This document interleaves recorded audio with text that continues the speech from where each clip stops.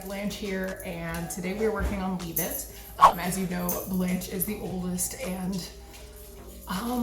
she thinks she's slick. Yeah, to put it lightly, she thinks she's really smooth. So today, Leave It, really, really important, because I think a lot of people like to play follow the leader in here, especially when Blanche bolts out that front door. So today she's learning Leave It, learning to leave things on the floor alone specifically. You will see that she thinks she's super slick.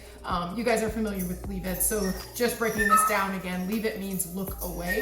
But for a dog like Blanche who thinks she's super clever, I am looking for a better than just looking away. I am looking for her to look at me. So let's go ahead and show you what this looks like, and in a moment we will also be working with the door and some of that anti-bolting work.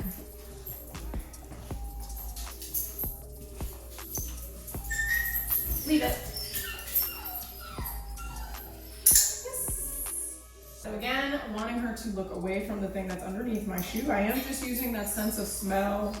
She does need every layer. A lot of practice with this because it's difficult. Yes.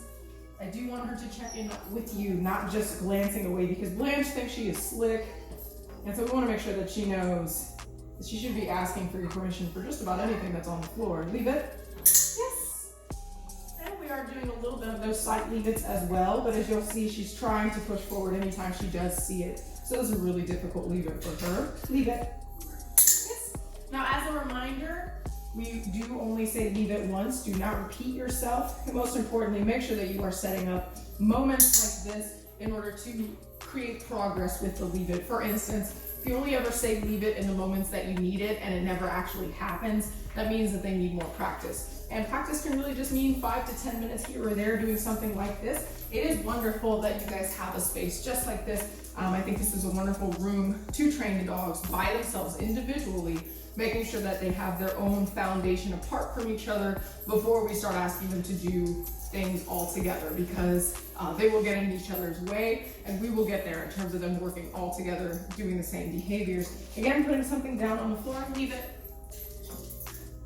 Yes.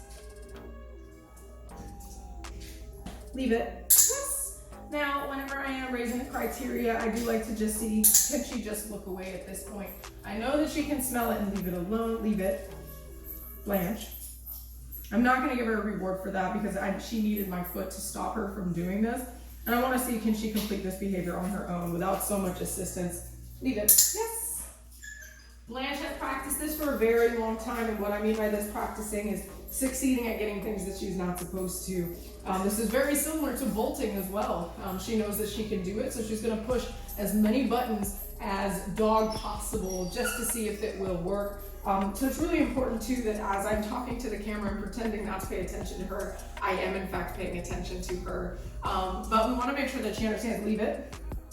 That Leave It still means Leave It even if I'm not even looking at it. Yes.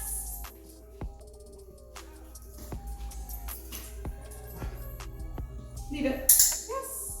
Creating distance away from a Leave It's also really important. Leave it. But also practicing walking towards a Leave It.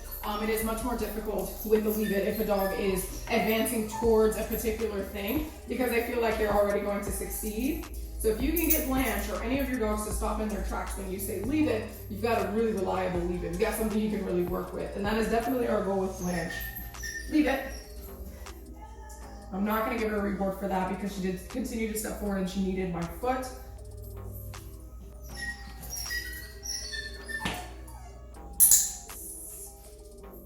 And mostly I'm just looking for a believable Leave It. Leave it. Yes. She tends to do this thing where she sniffs on the floor. Really important as you're practicing this. Don't create too much distance away from the thing you are practicing. Otherwise, you will teach her that she will succeed. As you can see, she is trying really hard to get this whenever I create distance. So it just means that we need more time, more practice, more repetition. Leave it. Here we go. I'm going to go ahead and call it on that. I think you guys get the point. I'm going to go ahead and hop on over to the door. Next time, all right, guys. As soon as we come here. For our second portion, we are doing some stationing by the front door. As we already know, Miss Blanche has a bit of a bolting problem. So one of the best ways to solve bolting is to teach them what they are supposed to do instead. So you'll notice that I do have Blanche on a long line or a long leash, and that is just to make sure that there is a sense of security as I am messing with the door.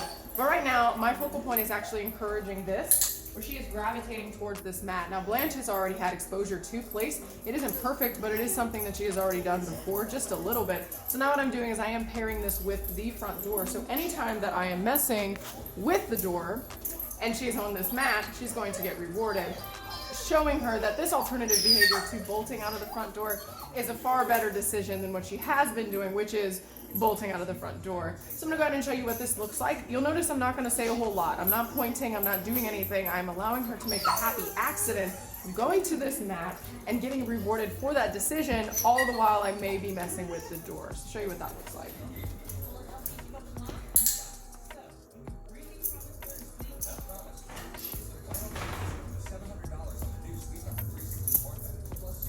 Beautiful choice by her. She decided to go back to the mat as I am messing with. The door handle was exactly what I want to happen. I almost want the front door to actually be the audio cue for her to go to mats like this. Now obviously for this to work and be very consistent, you will need to have places near the door, but this is just one way that we can solve this. We know that you are also using gates, which is fantastic and foolproof, but this is also a great way to teach your dog this is where you're supposed to be when the front door is in use, or any door actually. It's also a fantastic thing to have when you are inviting guests over into your home, or if you're bringing groceries into your home. You may not have a free hand to open up those gates. You may need to leave the gates open. This is a way to get them to station themselves as you are doing something.